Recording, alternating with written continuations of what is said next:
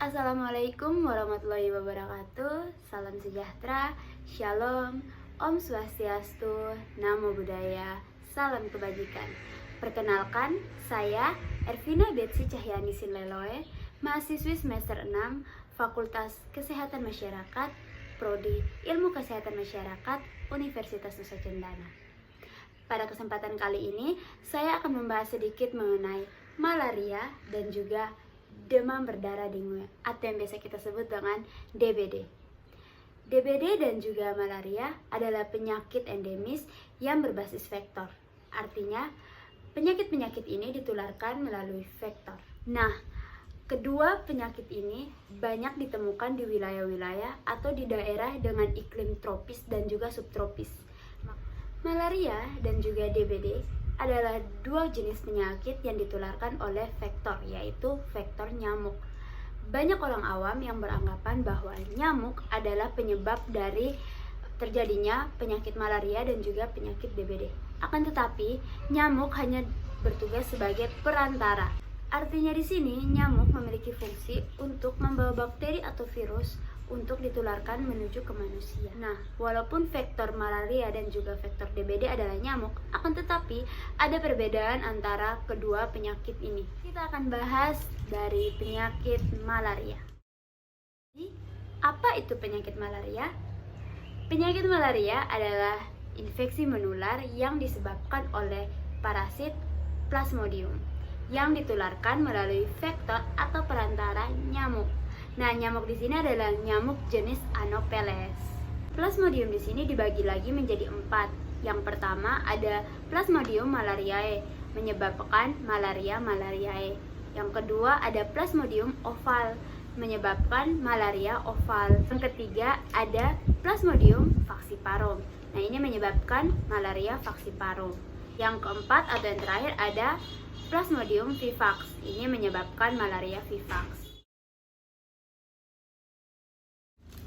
Kenali ciri-ciri dari nyamuk Anopheles. Nah, ciri-ciri yang pertama berwarna coklat kehitaman. Yang kedua, habitat dari nyamuk Anopheles yaitu air yang kotor. Yang ketiga, posisi dari nyamuk Anopheles ketika hinggap di kulit manusia yaitu berbentuk 45 derajat. Yang keempat, nyamuk Anopheles ini aktif menggigit pada malam hari. Apa gejala dari malaria? Nah, gejala dari malaria biasanya disebut dengan trias malaria, yaitu menggigil, berkeringat, dan juga demam. Biasanya ini terjadi antara 1 sampai dengan 3 minggu setelah manusia terinfeksi dengan virus Plasmodium itu. Cara pencegahan dari penyakit malaria ini yaitu dengan cara memutus rantai penularan.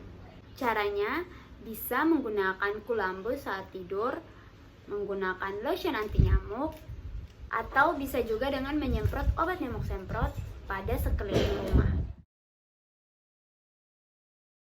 Nah, selanjutnya saya akan membahas tentang demam berdarah dengue. Apa itu penyakit demam berdarah dengue? Demam berdarah dengue adalah penyakit infeksi yang disebabkan oleh virus dengue yang ditularkan melalui vektor atau perantara nyamuk. Nah, nyamuk di sini berbeda dengan nyamuk malaria yang tadi.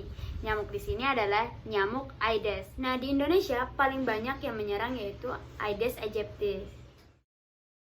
Nah, ciri-ciri dari nyamuk Aedes yaitu yang pertama, ciri yang paling utama adalah memiliki bercak berwarna hitam dan juga putih pada tubuhnya.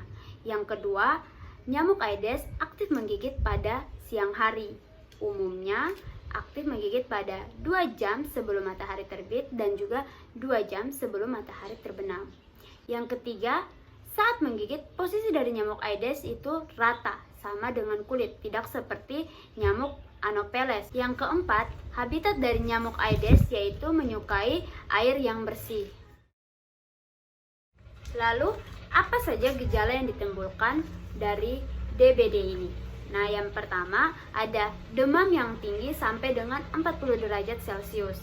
Yang kedua, ruam atau bintik-bintik merah pada kulit. Yang ketiga, nyeri pada ulu hati. Yang keempat, sakit kepala, tulang dan juga otot. Dan yang kelima, penurunan trombosit. Nah, trombosit yang normal itu 150.000 sampai dengan 400.000 mikroliter.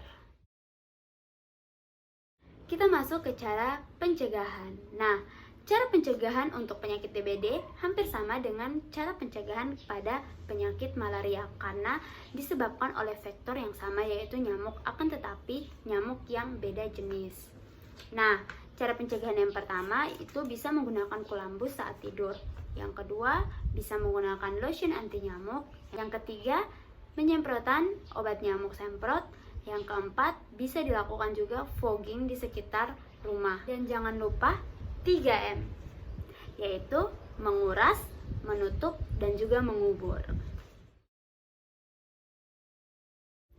Sekian dari saya. Wassalamualaikum warahmatullahi wabarakatuh. Terima kasih.